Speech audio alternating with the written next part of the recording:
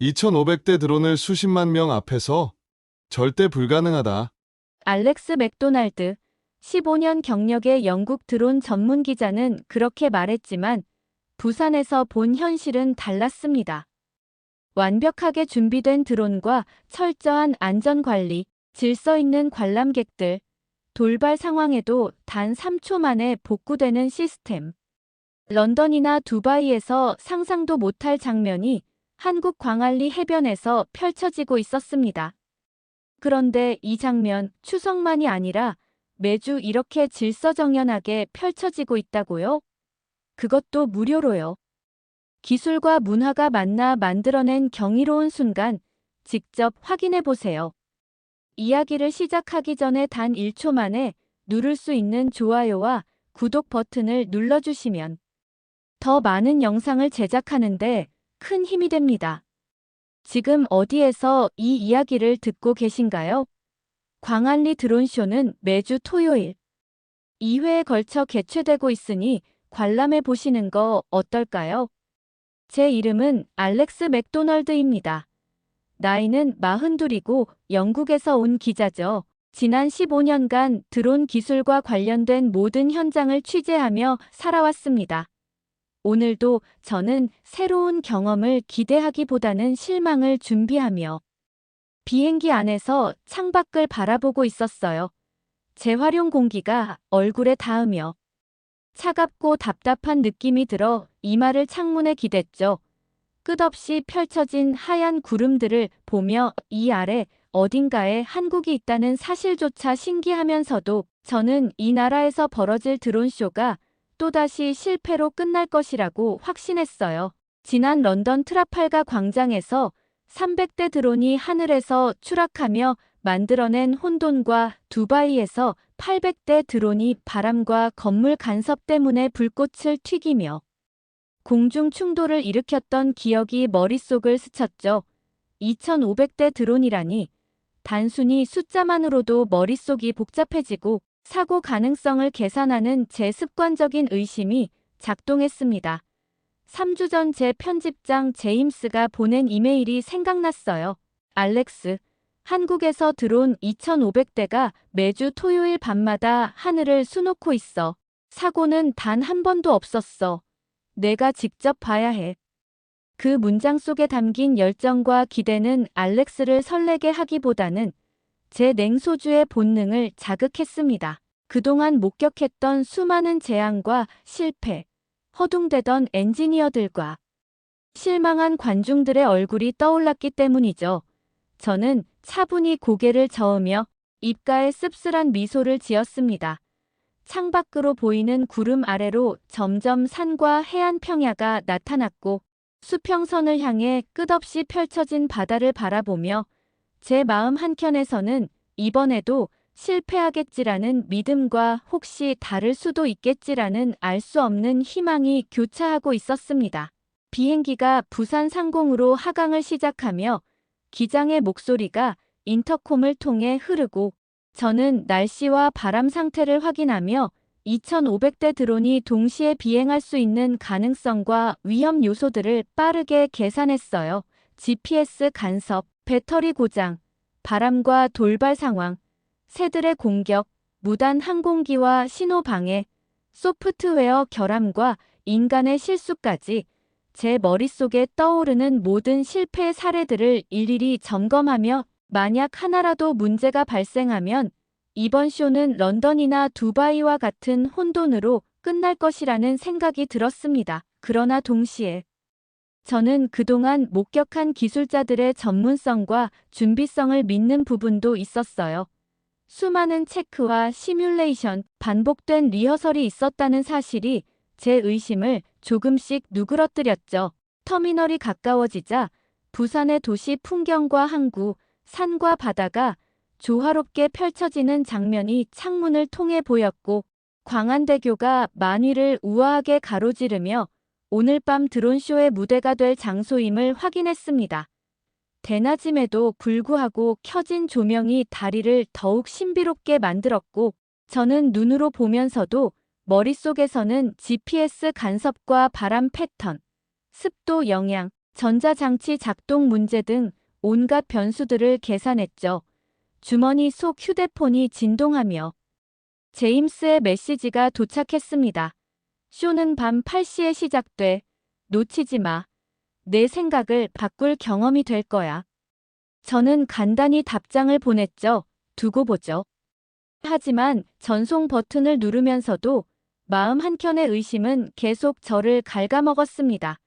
15년간 경험한 실패를 반독할 것이라는 확신과 어쩌면 이번에는 다를 수도 있다는 미묘한 긴장감이 뒤섞였죠.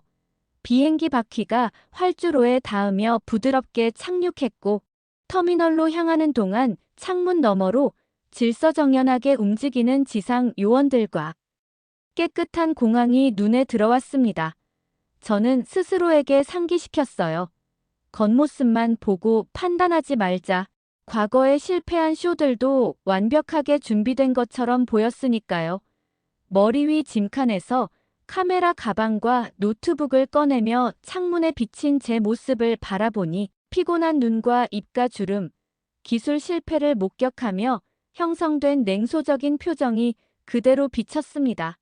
오늘 밤 저는 또 하나의 드론쇼 실패를 기록할 거라고 예상하면서도 마음 한편에서는 이 쇼가 성공할 수도 있다는 가능성을 완전히 지우지는 못했습니다. 탑승교를 걸어 내려가며 제 컬렉션에 추가할 또 하나의 실망을 준비하는 동시에 작은 목소리가 속삭였죠. 만약 이번엔 다르다면? 제 경험은 현실과 약속 사이의 간극을 기록하는 것이었고 2500대 드론이 동시에 공공 해변 위에서 날아오르는 장면은 그 간극이 얼마나 큰지 보여주는 테스트였으니까요. 부산의 바람과 해안, 시민들의 안전과 기계의 완벽한 동기와 수많은 잠재적 문제점들을 마음속에서 계산하며 제 손은 여전히 공책과 펜을 잡고 체크리스트를 점검했습니다. 이 도시의 밤은 곧 시작될 드론쇼로 인해 단순한 해변의 풍경이 아니라 기술과 인간, 문화가 함께 만들어내는 장관이 될 예정이었죠. 그리고 그 순간 알 수 없는 기대감이 제 마음속 깊이 스며들었습니다. 제가 지금까지 취재한 수많은 실패와 재앙의 기록들을 떠올리면서도 이번에는 눈앞에서 펼쳐질 이야기를 놓치고 싶지 않았어요. 공항 출구를 나서며 느낀 부산의 바람, 모래 냄새, 해양의 신선한 공기가 제 마음을 흔들었고 머릿속의 계산과 체크리스트가 잠시 뒤로 밀려났습니다. 15년간 경험한 회의주의와 냉소주의가 잠시 숨을 고르며 지금 이 순간 저는 2500대 드론이 펼칠 불빛과 음악 그리고 시민과 관광객들의 감탄을 기다리고 있었죠. 광안리 해변으로 향하는 택시 안에서 저는 창밖으로 바다를 바라보며 이 무료 드론쇼가 매주 토요일 밤마다 2번씩 반복된다는 사실을 떠올렸습니다. 누구나 볼 수 있고 매번 새로운 경험을 제공한다는 점이 이곳의 차별점이었죠. 제 마음속 의심은 여전히 존재했지만 한편으로는 기대감이 차오르기 시작했습니다. 만약 이번에도 실패한다면 기록할 기사거리가 충분하겠지만 만약 성공한다면 제 경험 전체를 재평가해야 할 수도 있다는 사실이 제 심장을 두근거리게 만들었죠. 알 수 없는 긴장감과 설렘, 두 가지 감정이 섞인 채 저는 택시 창밖으로 펼쳐진 부산의 해안선과 반짝이는 광안대교, 점점 몰려드는 관람객들을 바라보며 마음속으로 스스로를 다잡았습니다. 지금까지 목격한 모든 실패가 나를 준비시켰고 이 준비된 마음이 이번 밤을 기록할 내 눈과 손을 더욱 예리하게 만들 것이라는 걸 알면서도 여전히 제 내면 한켠에서는 이 밤이 얼마나 아름답게 펼쳐질지 궁금해지는 것이었습니다. 그리고 바로 그 순간 저는 알게 되었죠. 오늘 밤 제가 목격하게 될 것은 단순한 드론쇼가 아니라 기술과 인간, 자연과 문화가 어우러지는 장대한 감동의 서막일지도 모른다는 것을, 그리고 이 모든 것은 단순히 한 번의 경험이 아니라 계속 이어지는 이야기의 시작이라는 것을, 그저 눈앞에서 펼쳐질 드론들의 움직임 하나하나에 마음을 집중하면 저는 광안리 해변의 밤하늘을 기다리고 있었습니다. 부산에서의 첫인상은 아주 좋았습니다. 운전기사님은 친절하셨고 뒷좌석에 앉아 차 안은 기대 이상으로 깨끗했고 은은한 소나무 향 방향제가 공기를 채우고 있었습니다. 백미러를 통해 운전기사님은 제 얼굴을 확인하듯 보았고 광안리 해수욕장이요? 라고 묻자 억양은 있었지만 영어는 명확했습니다. 저는 네, 부탁드립니다. 하고 답했죠. 기사님은 마치 이미 모든 걸 알고 있다는 듯이 웃었습니다. 오늘 밤 큰 드론 쇼가 있어요. 아주 아름다워요. 손을 뻗어 라디오 다이얼을 돌리며 부드러운 음악으로 차 안을 채웠습니다. 잠깐 한국어로 빠르게 설명을 이어가다가 드론이라는 단어가 들리자 저는 고개를 끄덕였습니다. 이 쇼는 단순한 볼거리가 아닌 도시가 자랑하는 문화적 사건이었죠. 기사님은 열정적으로 설명했습니다. 오늘 밤 2,500대 드론이 참여하고 무료로 진행되며 매주 토요일 2번씩 열린다고요.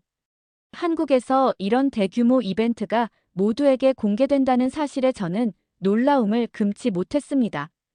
런던이나 두바이에서 경험했던 드론 쇼와 비교하면 관중 규모와 접근성에서 확연한 차이가 있었죠.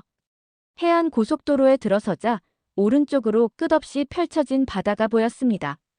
진한 청록색 물결이 늦은 오후 햇살을 받아 반짝였고 멀리 어선들이 작은 점처럼 떠 있었습니다. 하지만 저의 시선을 사로잡은 것은 도시 풍경이었어요. 부산의 건물들은 마치 풍경에서 자연스럽게 솟아난 듯했고 초현대식 유리타워와 전통기와 건물이 옆에 공존하며 독특한 조화를 이루고 있었습니다. 좁은 골목길은 옛 정취를, 넓은 대로는 현대적 도시 설계를 보여주고 있었죠. 해운대를 지나 광안리로 향하는 동안 기사님은 각 명소를 가리키며 지역 자부심을 숨기지 않았습니다. 광안리가 드론 쇼 배경으로는 가장 아름다워요. 다리가 멋지거든요.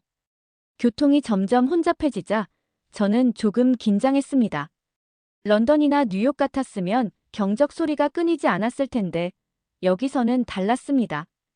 운전자들이 서로 차례를 지켜가며 자연스럽게 이동하고 있었고 사람들도 질서를 지키며 해변을 향해 걸어가고 있었죠. 드디어 광안대교가 눈앞에 나타났습니다. 은은한 흰색과 파란색 조명이 케이블과 타워를 따라 빛나며 낮에도 존재감을 드러내고 있었죠. 해변에 가까워지자 인파가 눈에 들어왔습니다. 쇼 시작까지 시간이 꽤 남았음에도 많은 사람들이 이미 자리를 잡고 있었죠. 하지만 놀라운 점은 사람들의 배치와 행동이었습니다. 가족들은 담요와 작은 의자를 깔끔하게 배열했고 그룹 사이에는 통로가 분명히 남겨져 있었습니다. 아이들은 안전하게 놀고 있었고 커플들은 다른 사람들의 시야를 방해하지 않으며 걷고 있었습니다. 자원봉사자들이 밝은 노란 조끼를 입고 군데군데 서서 안내하고 있었고 노점상들은 지정된 구역에서 질서 있게 운영하고 있었습니다. 저는 숨을 고르며 생각했습니다. 이 많은 사람들을 이렇게 자연스럽게 동시에 안전하게 통제하다니. 택시에서 내려 기자증과 출입증을 확인한 후 저는 작전 본부로 향했습니다. 텐트 내부는 마치 항공우주 제어실을 연상시키는 정밀함으로 가득했습니다. 수십 대의 모니터가 다양한 데이터를 실시간으로 보여주고 있었고 기술자들은 낮은 목소리로 서로 소통하며 집중하고 있었죠. 각 모니터는 풍속, 풍향, 기온, 습도, GPS 신호, 드론 상태 등을 세밀하게 실시간으로 모니터링하고 있었습니다. 저는 숨을 죽이며 관찰했습니다. 이건 단순한 공연 준비가 아니었어요. 우주선 발사 수준의 정밀 공학이었습니다. 그리고 그 중심에는 김수현 씨, 수석 엔지니어가 있었습니다. 30대 중반으로 보이는 그녀는 헤드셋을 벗으며 다가와 환하게 인사했습니다. 손을 내밀며 악수했죠. 강한 악력에서 장비를 다루는 사람의 결단력이 느껴졌습니다. 그녀는 제 질문에 하나하나 답하며 드론의 복잡한 시스템, GPS 이중화, 세계의 통신 링크, 배터리 여유율, 낙하산 안전장치까지 상세히 설명했습니다. 각 드론은 작은 비행 컴퓨터처럼 설계되어 있었고 모든 시스템에는 다중 백업이 존재했습니다. 2,500대 드론, 단 한 대의 사고도 없이 진행된 지난 56회의 공연, 철저한 테스트와 검증, 실패를 전제로 한 설계. 저는 놀라움과 동시에 깊은 감탄을 느끼고 있었습니다. 김수현 씨는 저를 안내하며 각 시스템과 드론 설계 과정을 보여주었습니다. 드론은 탄소 섬유로 만들어져 가볍지만 강하고 LED 조명은 맞춤 제작되어 일반 제품보다 훨씬 밝았습니다. 낙하산 시스템까지 갖춘 각 드론을 직접 확인하며 저는 그들이 단순히 쇼를 만드는 것이 아니라 사람들의 안전과 성공을 최우선으로 두고 있다는 사실을 뼈저리게 느꼈습니다. 저는 이제 더 이상 회의적인 기자가 아니었습니다. 눈앞에서 펼쳐지는 장면, 치밀한 계획과 실행을 목격하며 마음속에 새로운 호기심과 경외심이 스며들고 있었습니다.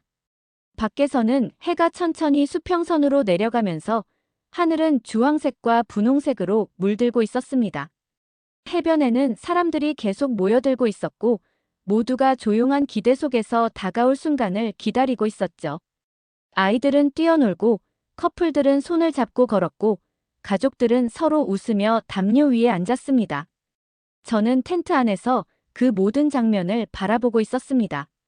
쇼는 아직 시작하지 않았지만 이미 제 마음속에서는 변화가 일어나고 있었죠.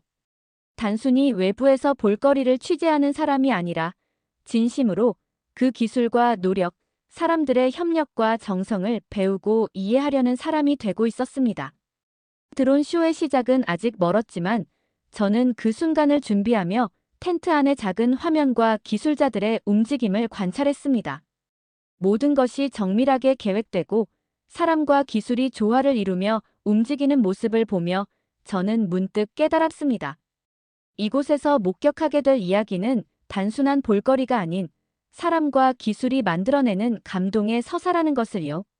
그리고 그 감동은 분명히 저만의 카메라와 기록으로 남겨야 할 이야기임을 직감하고 있었습니다. 김수현 씨가 모니터 벽을 가리키고 있었어요. 그녀의 얼굴에는 자신감이 묻어 있었고 그 눈빛은 마치 준비해온 모든 순간을 자랑스럽게 보여주고 싶다는 듯했죠. 말하며 저는 작전 텐트 안으로 안내받았습니다. 안으로 들어서자 공기가 밖보다 훨씬 시원했고 모퉁이마다 설치된 산업용 냉방 장치들이 보였어요. 처음엔 사람을 위한 것처럼 보였지만 곧 깨달았죠. 이 온도 조절은 정밀한 전자장비들을 최적 상태로 유지하기 위한 것이었습니다. 텐트 안의 모든 장비가 완벽하게 통제되고 있었고 우연에 맡긴 건 하나도 없었어요. 저는 공책을 꺼내 손가락이 자동으로 움직이며 기록하려 했지만 멈췄습니다. 그저 모든 걸 받아들이고 싶었어요. 지난 15년간 드론 기술을 취재하며 수십 개의 통제센터를 봤지만 이곳은 그 어떤 곳과도 달랐습니다. 모니터들은 아무렇게나 배치된 게 아니라 명확한 위계로 조직돼 있었고 시스템적 사고와 중복 계획의 깊이를 말해주고 있었죠. 맨 윗줄에는 기상 데이터가 흘러갔습니다. 풍속과 풍향, 온도 변화, 습도, 기압, 심지어만의 파도 높이까지 실시간으로 표시되고 있었어요. 각 데이터는 다양한 센서에서 나와 서로 참조되고 있었죠. 만 주변에 12개의 기상 관측소가 배치돼 있어요. 김수현 씨가 제 시선을 알아차리고 설명했어요. 장소마다 바람 조건이 달라요. 다리 자체가 작은 기후를 만들기 때문에 우리는 하나의 수치에만 의존하지 않습니다. 두 번째 줄 모니터들은 공역 데이터처럼 보였어요. 상업 비행 경로, 헬리콥터 노선, 제한 구역, 그리고 반경 50km 내 모든 항공기 위치까지 실시간으로 표시되었습니다. 심지어 지역 야생동물 이동 패턴까지 반영되어 있었죠. 김해공항과 한국공군과 협력하고 있어요. 오늘 밤 쇼는 민간 항공 당국에 등록되어 있습니다. 보호된 공역 시간도 확보했죠. 그 말을 들으면서 저는 런던에서 임시 비행 제한을 어렵게 받아냈던 경험을 떠올렸어요. 여기는 달랐습니다. 철저하고 계획적이었죠.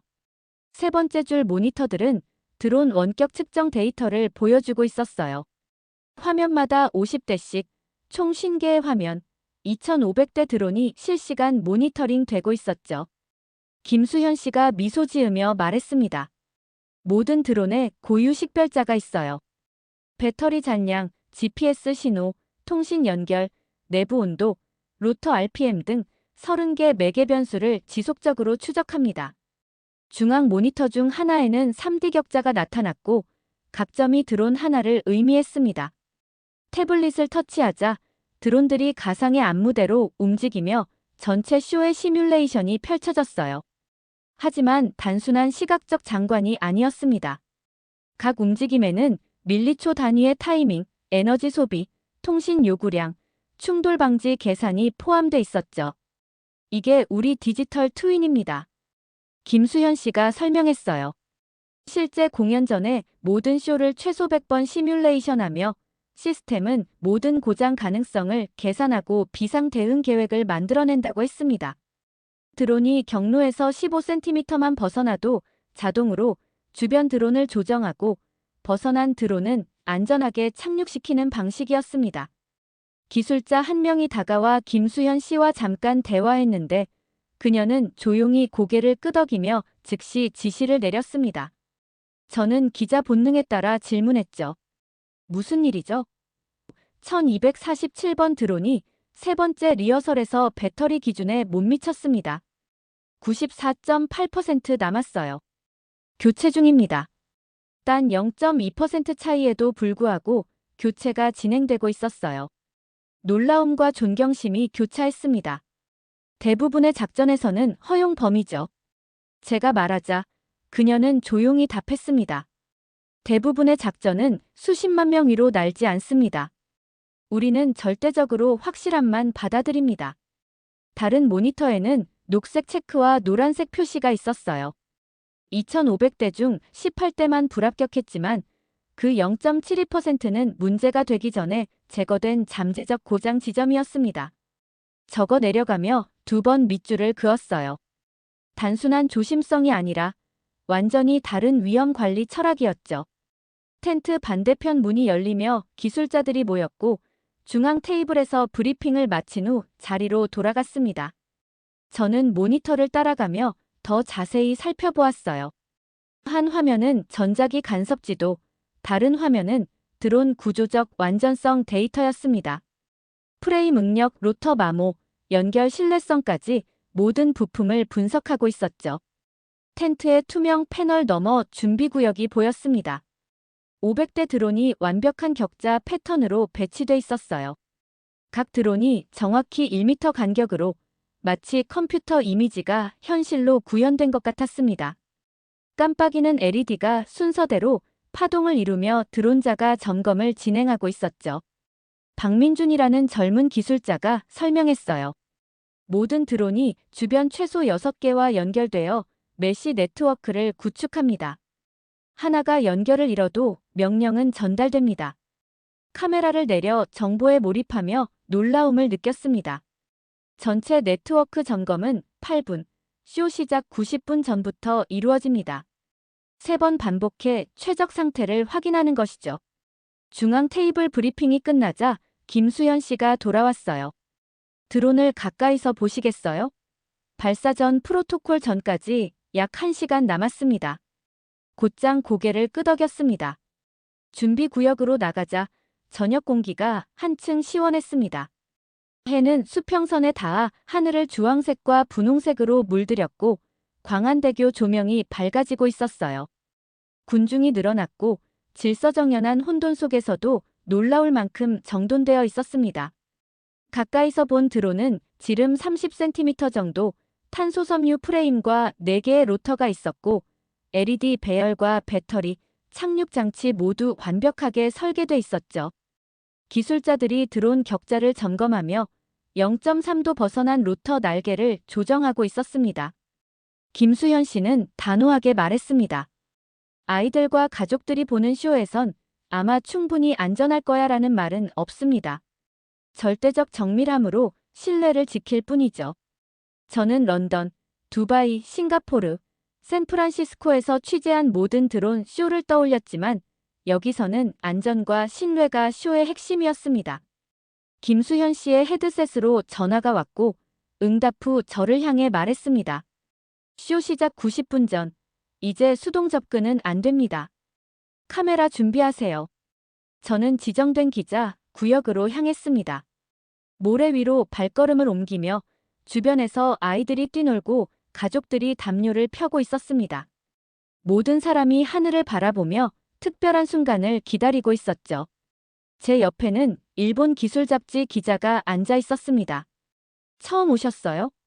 제가 물었고 그녀는 미소 지으며 답했습니다. 세 번째입니다. 매번 놀라워요. 직접 봐야 이해돼요. 하늘이 살아 움직이는 것 같아요. 해가 완전히 수평선 아래로 내려가고 별들이 나타나며 광안대교의 조명이 파란색과 흰색으로 빛나고 있었습니다. 수만 명이 모였지만 여전히 질서정연했죠. 편집장에게 간단히 답장을 보내며 마음을 정리했습니다. 곧 시작됩니다. 믿을 수 없을 거예요. 공식 발표가 나오고 한국어와 영어로 5분 후 쇼 시작이 알렸습니다. 군중의 대화가 속삭임으로 변하고 아이들까지 조용히 하늘을 바라보았습니다. 다리 조명이 꺼지며 무대가 준비되었고 준비구역에서 첫 번째 불빛이 나타났습니다. 수백 개, 수천 개의 파란 불빛이 마치 별처럼 떠오르며 천천히 상승하기 시작했어요. 2,500개의 드론이 공중에서 완벽한 대형을 유지하며 하나의 생명체처럼 움직였습니다. 옆에 일본 기자가 숨을 들이마시며 감탄했죠. 불빛들은 50m, 100m까지 떠오르고 첫 번째 대형인 파도가 나타났습니다. 군중에서 탄성이 터져나왔고 아이들은 환호하며 뛰었습니다. 이어 물고기떼, 거대한 고래, 부드럽게 날아가는 수천 마리 새들이 나타나며 하늘은 예술로 변했어요. 제 눈에는 촉촉함이 느껴졌습니다. 울고 있었지만 부끄럽지 않았어요. 주변 사람들도 마찬가지였고 모두 경외감과 감동에 휩싸였습니다. 드론들이 한국 전통 문양을 만들고 이어 한글과 영어로 Welcome to the USAN이라는 메시지를 펼치며 해외 관광객과 현지인 모두 환호했습니다. 불꽃놀이, 전통춤, 음악, 그리고 피날레의 거대한 심장 모양까지 모든 순간이 정밀하게 설계된 감동이었어요. 마지막 불빛이 꺼지고 잠시 고요가 흘렀다가 군중의 환호와 박수, 웃음과 눈물이 터져 나왔습니다. 저는 카메라를 내려놓고 그냥 느꼈습니다. 15년 만에 처음으로 실패가 아닌 완벽한 성공을 목격했음을. 옆에 일본 기자가 말했죠. 그리고 이게 첫 번째 쇼예요. 1시간 반 후에 두 번째가 있어요. 완전히 다른 프로그램이죠. 저는 힘없이 앉아 공책을 들고 펜을 잡으며 깨달았습니다. 지난 모든 회의론이, 모든 의심이 완전히 틀렸다는 것을. 지금 이 순간 한국과 부산이 세계에 보여주는 것은 단순한 드론 쇼가 아니라 안전과 신뢰, 기술과 예술, 창의력과 인간의 존중이 결합된 새로운 경험이었음을. 그리고 이제 그 두 번째 쇼를 위해 해변과 다리, 그리고 하늘이 다시 준비되고 있었습니다. 꿈이 하늘로 날아오를 때 목소리가 작전 텐트 곳곳에 설치된 스피커를 통해 흘러나오고 있었어요. 차분하고 정확했습니다. 수개월간 준비의 무게가 담긴 목소리였죠. 발사까지 10분 남았습니다. 모든 인원은 최종 위치로 이동하세요. 맥박이 빨라지는 게 느껴졌습니다. 수년간 기술 행사와 우주 발사 취재를 해왔지만 이렇게 심장이 뛰는 건 처음이었어요. 손은 자동으로 움직이고 있었고 카메라 설정을 마지막으로 점검하고 있었죠. ISO를 어둡게 조정하고 셔터 속도는 정지된 장면과 전환 장면 모두를 잡을 수 있도록 맞췄습니다. 예비 배터리도 여러 개 주머니에 충전해 두었죠. 하지만 이 직업적 루틴 아래서 뭔가가 달라지고 있었어요. 15년 동안 단단히 쌓아올린 회의주의의 갑옷에 금이 가고 있었습니다. 장비 가방을 들고 출구로 향하며 김수현 씨에게 고개를 끄덕였습니다. 그녀는 완전히 몰입한 상태였어요. 헤드셋을 착용하고 여러 화면 사이를 분주히 살피고 있었고 몸 전체가 극도의 집중으로 변해 있었습니다. 당면한 일 외에는 아무것도 존재하지 않는 그 집중 상태요. 행운을 빌어요. 말했지만 그녀가 들었는지는 확신할 수 없었죠. 밖으로 나오자 광안리 해변은 낮의 풍경을 완전히 잊게 만들었습니다. 해가 완전히 저 깊은 파란 황혼만 남아 있었고 광안대교는 조명으로 타오르며 파란색에서 보라색, 흰색으로 프로그램된 순서대로 빛을 바꾸고 있었어요. 기대감과 함께 맥동하는 역동적인 배경이 만들어지고 있었습니다. 기자 구역으로 걸어가면서 은은한 바닥 조명을 따라갔습니다. 낮에는 보이지 않았던 조명이죠. 이 세세한 부분까지 계획돼 있었던 겁니다. 텐트 안에서 보낸 1시간 동안 군중은 수천 명에서 수만 명, 어쩌면 수십만 명으로 늘어 있었어요. 해변 양쪽으로 끝없이 펼쳐진 사람들을 바라보며 질서정연하게 자리 잡은 군중이 저를 놀라게 했습니다. 아이를 둔 가족은 앞쪽에, 10대와 젊은 층은 그 뒤, 나이 든 커플은 편안하게 의자를 설치하고 뒤쪽에 앉아 있었습니다. 키가 작은 사람은 앞쪽, 큰 사람은 뒤쪽으로 자연스럽게 자리 잡았어요. 강제 없이 자연스럽게 이루어진 조화였습니다. 특유의 노란 조끼를 입은 자원봉사자들이 군중 사이를 흐르듯 움직였고 지시가 아니라 안내, 제안으로 사람들을 유도하고 있었죠. 관광객들이 미소로 답하며 이동하는 모습에서 질서와 배려가 느껴졌습니다. 기자 구역에 도착하자 약 20개의 플랫폼이 있었고 이미 여러 국제 매체 기자들이 자리를 잡고 있었습니다. CNN팀은 정교한 카메라 장비를 설치하고 일본 방송사는 소리 체크를 하고 있었어요. 모두가 같은 표정을 짓고 있었죠. 전문적 집중력과 기대감이 섞인 표정. 그러나 그 아래에는 더 큰 희망이 있었습니다. 정말로 놀라운 순간을 보게 될 거라는 예감이었어요. 제 위치 7번에 도착해 카메라를 삼각대에 장착하고 핸드헬드까지 준비했습니다. 뷰는 완벽했죠. 드론들이 조명 격자로 기다리고 있는 준비구역까지 방해받지 않는 시야였습니다. 다리와 많이 배경이고 군중이 전경해 보였습니다. 옆에서 프랑스 기자가 말을 건넸습니다. 작년 파리에서는 300명밖에 안 왔는데 여기는 50만 명은 되는 것 같네요. 그의 표정에는 믿을 수 없다는 경이로움이 담겨 있었고 저도 고개를 끄덕이며 동의했죠. 군중의 질서, 자발적 통제, 자원봉사자들의 부드러운 안내, 모든 것이 완벽했습니다. 손전등과 미소만으로도 사람들은 움직이고 있었어요. 조명이 어둠 속에서 빠르게 사라지며 별들이 나타났습니다. 금성이 낮게 떠 있었고 공기에는 긴장과 기대가 섞인 묘한 정적이 감돌았어요. 어린아이의 신나는 목소리가 들렸습니다. 엄마, 엄마, 언제 날아요? 엄마의 대답은 들리지 않았지만 상상만으로도 다가오는 순간의 설렘을 느낄 수 있었죠. 스피커를 통해 안내방송이 흐르고 한국어, 영어, 일본어, 중국어로 반복되었습니다. 2,500대의 드론이 한국 문화와 부산의 아름다움을 기념하는 공연을 시작합니다. 각 언어마다 군중의 호흡이 맞춰졌고 기대감은 물리적 압력처럼 느껴졌습니다. CNN 프로듀서의 카운트다운이 시작됐고 10, 9, 8 심장이 뛰기 시작했죠. 단순한 카운트다운이 아니었습니다. 수십만 명의 사람들이 동시에 숨을 고르고 있었고 50대 중반의 제가 느끼는 긴장감은 어린 시절 크리스마스 아침만큼 순수하고 뜨거웠습니다. 발사. 그 순간 2,500개의 드론이 동시에 떠올랐습니다. 하나하나의 불빛이 위로 흐르고 점점 하나의 강처럼 합쳐졌어요. 하늘을 가르는 그 빛의 흐름은 살아있는 듯했고 30m, 50m, 75m, 점점 더 높이 올라가며 정밀하게 움직였습니다. 첫 번째 대형, 보름달이 나타났습니다. 하늘과 바다 위 두 개의 달이 서로를 마주보고 있었고 완벽한 반사가 만들어졌죠. 옆에 프랑스 기자가 속삭였습니다. 믿을 수 없어요. 저도 같은 생각이었지만 말할 수 없었습니다. 아름다움에 압도되어 있었거든요. 달이 녹아내리자 학이 나타났습니다. 한국 전통학이 공중을 우아하게 날고 있었고 날개의 움직임과 음악, 각종 전통 악기가 완벽히 조화되었습니다. 학이 하늘을 가로지르며 움직이는 동안 저는 사진을 찍는 걸 멈추고 단순히 경험에 몰입했습니다. 15년간 경험하지 못한 순간이었죠.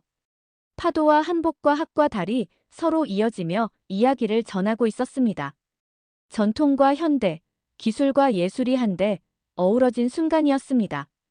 그 후 물고기 떼, 용, 나비, 꽃, 한복, 도시 이미지, 부산 타워와 광안대교, 해운대 해변까지 순식간에 펼쳐졌고 불빛들은 불꽃놀이보다 훨씬 정교하게 춤췄습니다.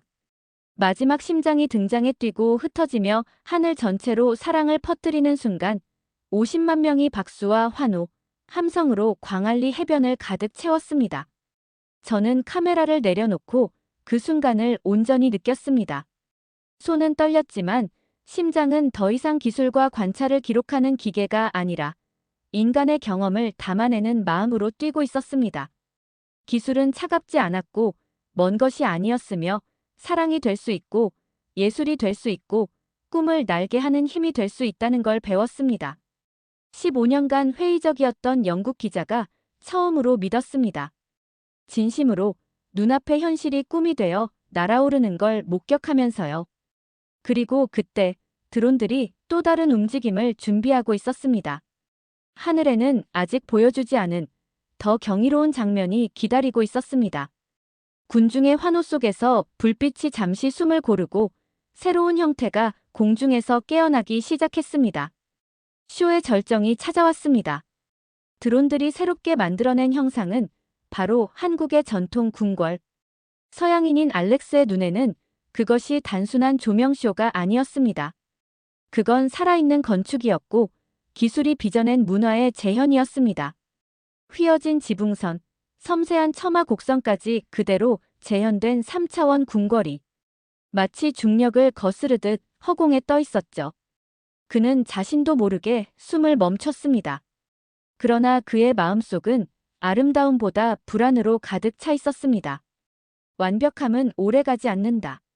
15년간 세계 곳곳에서 드론 사고를 취재하며 그가 배운 진실이었죠. 기술은 언제나 혼돈과의 협상이라는 것. 시스템은 언젠가 반드시 오류를 일으킨다는 것. 그는 기다리고 있었습니다. 언제 터질지 모르는 그 필연의 순간을. 그때였습니다. 공기가 미묘하게 떨렸습니다. 멀리 바다 쪽에서 불길한 바람이 불어오기 시작했죠. 광안만을 가로질러 거센 돌풍이 몰려왔습니다.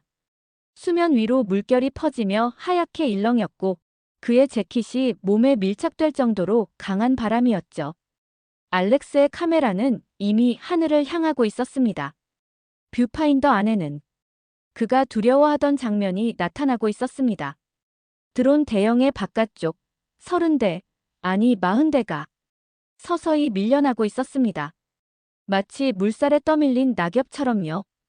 단 12m의 오차였지만 그것은 전체 구조를 무너뜨릴 수 있는 위험이었습니다.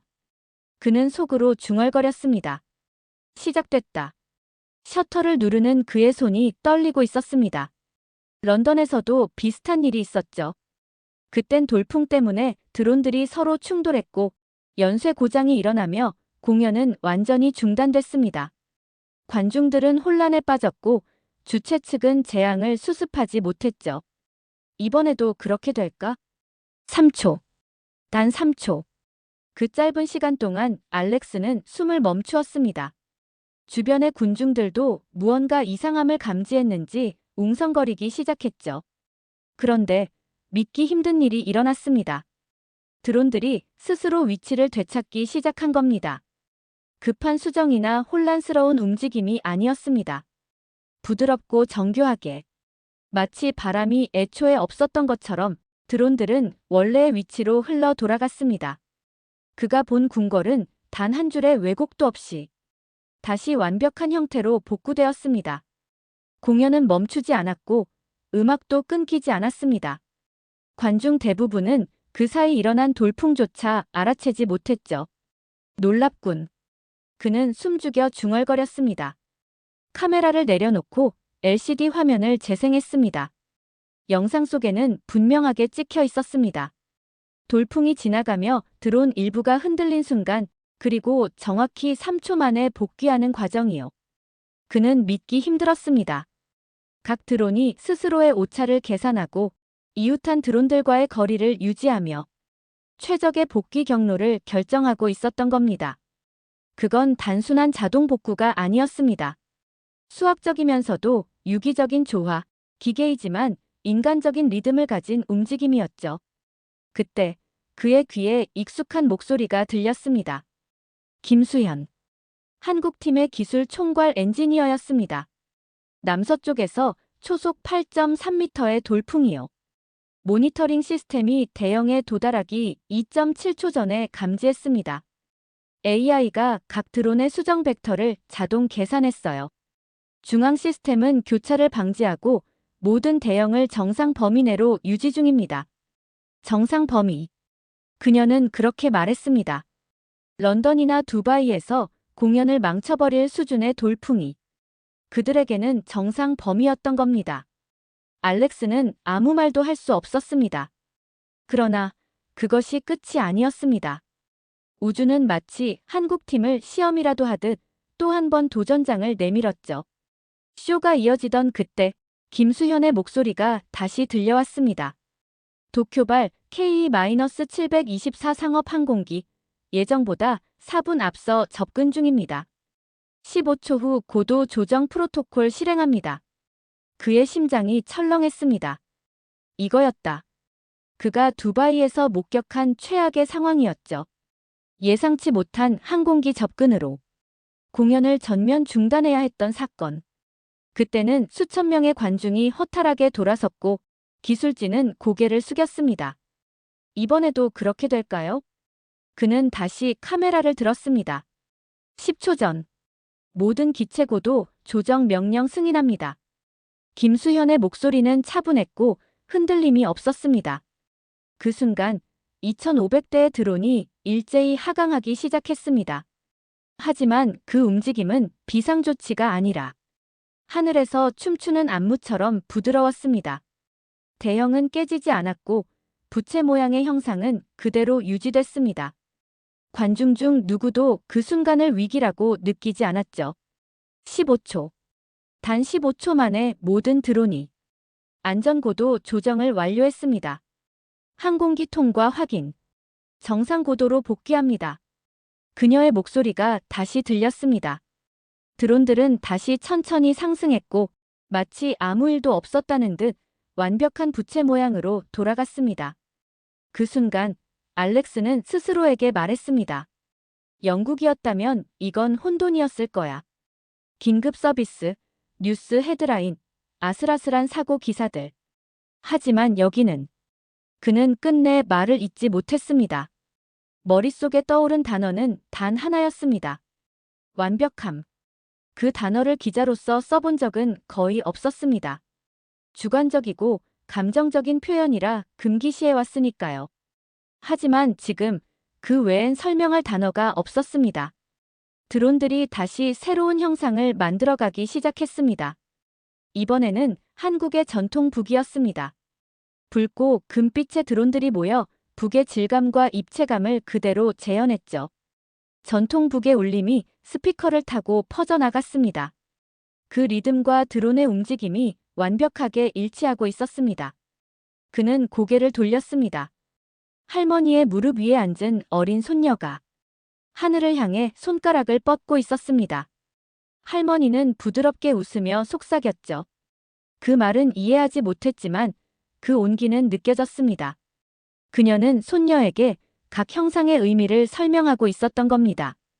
이 드론쇼가 단순한 기술이 아니라 세대를 잇는 이야기임을 깨달은 순간이었습니다. 그 주변의 일본인 관광객들은 감동으로 눈시울을 붉혔고 한국인 노년의 남성들은 손을 가슴에 얹고 서 있었습니다. 드론들이 한때 하늘 위에 한국 국기를 그려냈을 때의 감정이 다시 되살아나고 있었던 거죠. 그때 하늘에 한글이 떠올랐습니다. 우리의 과거, 현재, 그리고 미래 함께. 김수현의 차분한 음성이 번역을 덧붙였습니다. 드론들은 그 문장을 완벽히 구현하며 하늘에 멈춰 있었습니다. 알렉스는 숨을 삼켰습니다. 기술이 아니라 이야기, 과시가 아니라 공유, 그게 바로 지금 그가 보고 있는 진짜 한국의 힘이었습니다. 그는 카메라를 다시 들었습니다. 피날레가 다가오고 있었죠.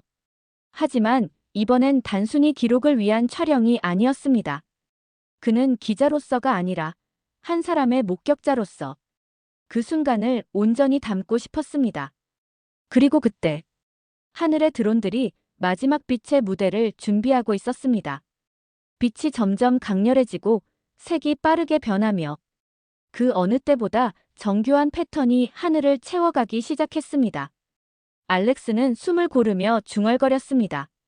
진짜 이야기는 드론에 관한 게 아니야. 기술이 인간을 섬길 때 세상이 얼마나 아름다워질 수 있는가에 대한 이야기지. 그가 마지막 장면을 바라보는 그 순간 광안리의 바람이 다시 한번 부드럽게 불어왔습니다. 그로부터 3주가 흘렀습니다. 다시 부산이었죠. 이번엔 기자증도 방송용 카메라도 들고 오지 않았어요. 그저 한 명의 여행자, 그 밤의 기억을 다시 느끼고 싶었던 사람으로요. 모래 위에 앉아 바다를 바라보고 있었습니다. 그 옆에는 제게 한국어를 가르쳐 주겠다고 자원한 대학생이 앉아 있었어요. 이름은 수진이었습니다. 밝은 눈빛과 부드러운 말투를 가진 어딘가 김엔지니어를 떠올리게 하는 학생이었죠. 오늘은 어떤 단어를 배워볼까요? 그녀가 웃으며 물었어요. 감사합니다는 배웠으니까 오늘은 기억이라는 단어를 배우고 싶어요. 제가 대답하자 수지는 모래 위에 천천히 글자를 쓰기 시작했어요. 기억. 한 글자 한 글자. 그 단어가 바람에 날리지 않게 조심스레 써 내려갔죠. 이건 마음에 남는 걸 뜻해요. 그녀가 설명했어요. 시간이 지나도 잊히지 않는 일들. 그게 바로 기억이에요. 그녀의 말을 들으며 저는 문득 3주 전의 그 밤이 떠올랐어요. 붉은 하트, 바다 위의 드론, 사랑합니다라는 글자, 그리고 50만 명의 숨죽인 침묵. 그 순간은 단순한 공연이 아니었어요. 그건 한 나라의 정신이 빛으로 드러난 장면이었고, 기술보다 더 강력한 인간의 신념이 만들어낸 하나의 문화였습니다. 그날 이후 저는 많은 메시지를 받았어요. 전 세계의 기자들이 제 기사에 공감했다는 내용이었죠. 그들 중 몇몇은 저에게 이렇게 물었습니다. 정말 기술이 그렇게 대단했나요? 저는 웃으며 대답했습니다. 아니요. 기술이 대단했던 게 아닙니다. 사람들의 마음이 대단했던 거죠. 수진이 제 표정을 보더니 조심스레 물었어요. 그때 보신 게 아직도 생각나세요? 저는 고개를 끄덕였어요. 네. 잊을 수가 없어요. 그건 단순히 빛의 향연이 아니라 서로를 믿는 사회가 만들어낸 조화였어요. 누가 시키지 않아도 질서를 지키고 남의 쓰레기까지 줍고 모르는 사람에게 미소를 건네는 사람들, 그건 그저 행사장의 시민이 아니라 하나의 공동체였죠. 수진이 잠시 생각하더니 조용히 말했어요. 그게 한국이에요. 그 말은 짧았지만 제 마음 한가운데 깊이 박혔어요. 기술이 사람을 이끄는 세상에서 사람의 마음이 기술을 이끄는 나라는 그렇게 많지 않으니까요. 바닷바람이 불어왔어요. 모래 위에 쓴 기억이라는 단어가 조금씩 흐려졌지만 이상하게도 사라지는 게 아쉬움보다는 따뜻함으로 다가왔어요. 모래 위의 글씨는 지워져도 마음속의 글씨는 영원히 남는 법이니까요. 그때 하늘이 어두워지기 시작했어요. 멀리서 웅장한 소리가 들렸습니다. 드론 쇼가 다시 시작된 거예요. 이번엔 3,000대의 드론이 준비되어 있다고 들었죠. 바닷가에 모인 사람들은 예전보다 더 많았어요. 가족 단위, 친구들, 외국인 관광객들 모두 하늘을 올려다보며 같은 방향을 바라보고 있었어요. 저도 모르게 자리에서 일어나 그들과 함께 하늘을 올려다봤습니다. 드론들이 천천히 하늘로 떠올랐어요. 하얀 불빛들이 줄을 이루며 별처럼 빛났고 이번엔 그 빛들이 하나의 문양을 만들어갔어요. 처음엔 꽃잎이었고 이어서 새가 되었고 마지막엔 두 손이 맞잡은 모양으로 바뀌었죠. 그리고 그 손 위에 또다시 글자가 떠올랐습니다. 기억하겠습니다. 순간 제 눈가가 뜨거워졌어요. 김 엔지니어가 말했던 그 신념이 떠올랐습니다. 기술은 목적이 아니라 인간을 섬기는 도구여야 한다. 그녀는 그 말을 기술자가 아닌 철학자처럼 했었죠. 이제야 그 말의 진짜 뜻을 이해할 수 있었습니다. 기술이 사람을 감동시키려면 그것을 만드는 사람들의 마음이 먼저 따뜻해야 한다는 걸요. 그 마음이 모이면 그 어떤 빛보다 더 밝은 희망이 만들어진다는 걸요. 쇼가 끝나고 군중은 또 한 번 박수를 쳤습니다. 하지만 이번에는 처음처럼 폭발적인 환호가 아니라 조용하고 따뜻한 박수였어요. 마치 누군가의 마음을 위로하듯이 조용히 그러나 진심을 담은 손뼉 소리였죠. 그 순간 저는 알았습니다. 이건 단순한 기술쇼가 아니라 삶을 예술로 만든 사람들의 축복의 의식이라는 걸요. 주변을 둘러보니 그날의 아이들이 여전히 웃고 있었어요. 노부부는 서로의 손을 꼭 잡고 있었고 청년들은 휴대폰을 들지 않은 채 하늘을 바라보고 있었어요. 누구도 SNS에 올릴 사진을 찍지 않았어요. 그저 그 순간을 함께 느끼고 있었죠. 그게 바로 진짜 감동이었어요. 수진이 제게 물었습니다. 선생님, 이번에도 기사 쓰실 거예요? 저는 잠시 생각하다가 미소 지었어요. 아니요. 이번엔 글로 남기지 않을 거예요. 그냥 제 마음에 남겨둘 겁니다. 그녀가 웃었어요. 그럼 그게 진짜 기억이네요. 그래요. 진짜 기억이죠. 파도가 부드럽게 발끝을 적시고 지나갔어요. 하늘엔 별이 떠 있었고 그중 하나가 유난히 밝게 빛나고 있었어요. 마치 사랑합니다라고 말하던 그 붉은 하트의 중심점 같았죠. 그 순간 저는 확신했어요. 그날의 이야기는 끝난 게 아니라 여전히 이어지고 있다는 걸요. 누군가는 기술로, 누군가는 음악으로, 또 누군가는 사랑으로 그 이야기를 계속 써 내려가고 있을 겁니다. 저는 바다를 향해 고개를 숙이고 조용히 인사했습니다. 감사합니다. 그리고 기억하겠습니다. 그 말이 바람을 타고 멀리 흩어졌어요. 멀리서 또 다른 드론들이 떠오르기 시작했죠. 아마도 다음 공연의 리허설이겠죠. 빛이 밤하늘에 천천히 번지면서 또 다른 이야기가 시작되고 있었습니다. 그날 저는 깨달았습니다. 기술의 진짜 목적은 감탄이 아니라 공감이며 발전의 진짜 끝은 속도가 아니라 사람의 마음이라는 것을요. 그리하여 제 마음속엔 이런 결론이 남았어요.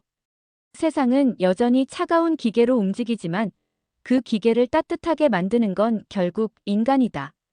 그날 밤 파도 소리를 들으며 저는 조용히 눈을 감았습니다. 하늘엔 드론의 불빛이, 제 마음엔 사람들의 미소가 떠 있었어요. 그리고 그 모든 것은 하나의 말로 정리될 수 있었습니다. 사랑합니다. 그 말이 다시 한번 바다 위에, 제 마음속에도 천천히 번져갔습니다. 광안리 해변 수천 개의 드론, 그리고 50만 명의 시민. 기술이 아닌 인간이 만든 아름다움이 여기에 있습니다. 혁신이 사람을 섬길 때 진짜 기적이 일어납니다. 오늘 제가 목격한 건 단순한 쇼가 아닙니다. 이 순간 우리는 함께 빛나고 있습니다. 오늘의 이야기에 감동하셨다면 좋아요와 구독으로 함께 해주세요. 감사합니다.